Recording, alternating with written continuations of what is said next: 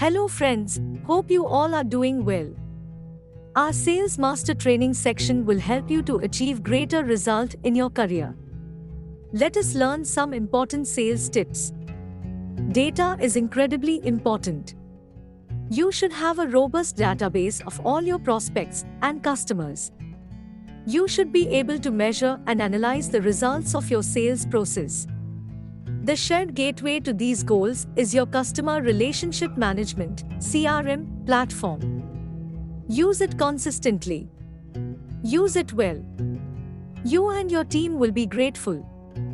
According to a Nucleus research report, the average ROI of a CRM is about 871%. See our list of the best CRM software tools as well as the best CRMs for Gmail. Hope you will practice this. Let us talk about new sales tips in next video. Kindly like and subscribe our channel.